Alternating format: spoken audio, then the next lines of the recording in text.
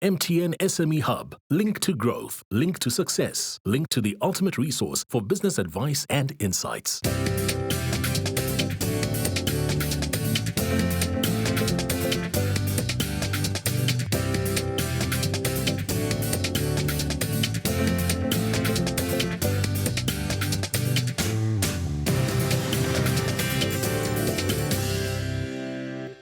Welcome to the Big Small Business Show, the show for all our fantastic entrepreneurs out there. And what I just love about entrepreneurship is entrepreneurship can happen anywhere, any place, any time of your life.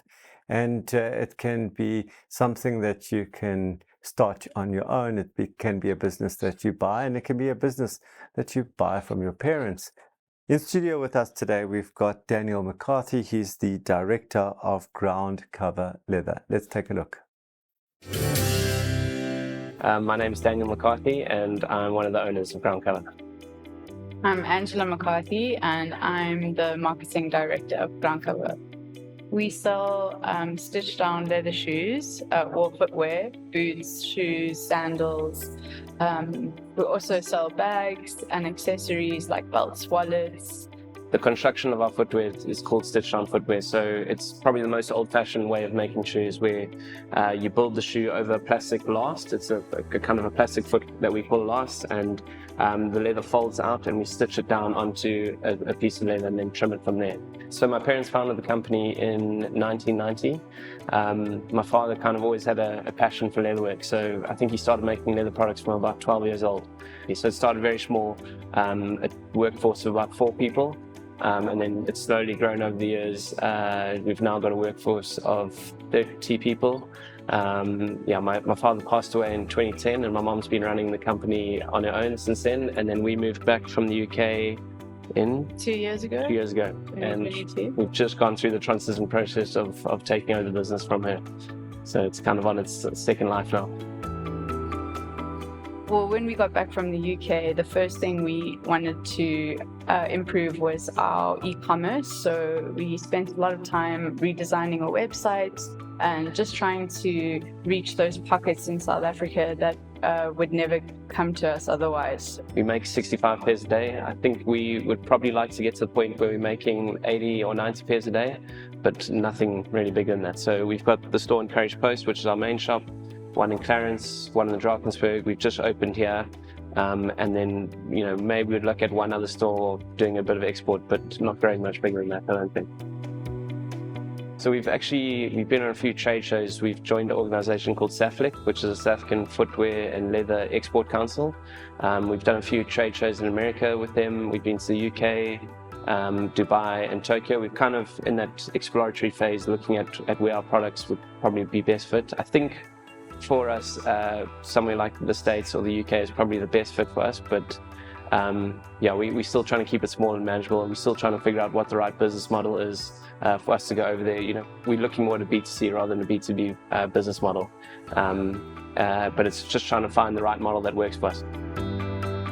The origin of Groundcover has kind of come from this passion for leatherwork, but it's also the way the business was founded was more around creating a community concept. So my parents, coming from a developmental background and then settling in the Midlands, they didn't want to lose sight of the reason for what they were doing things for. So they've always been very conscious about building the business in order to build and support a community around us. So a big part of it is my parents have always been very passionate about education. So we pay for the school fees of all of our staff's children. We have a taxi that takes them to school and back. We pay for the extramural activities, so all of them play sport. And then I think the biggest success has been the classroom on the farm. So we built a classroom. We've hired 2 full-time people who help with homework in the afternoons. So I think that's been the kind of biggest boost of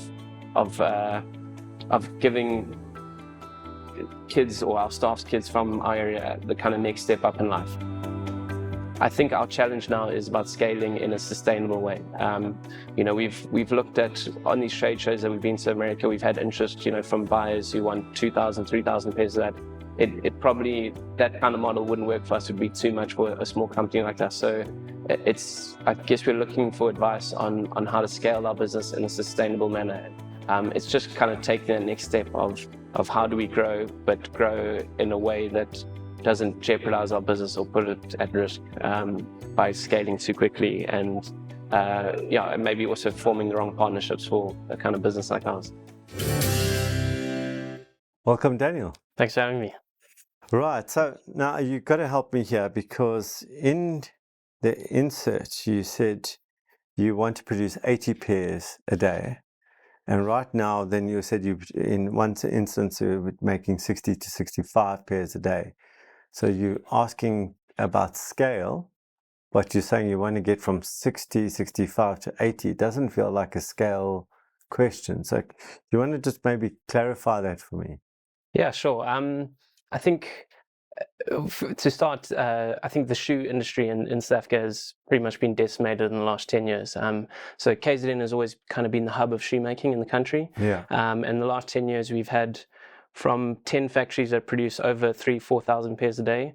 We've gone down to about 2, and then we're left with maybe 15 to 20 manufacturers that are similar scale size to us.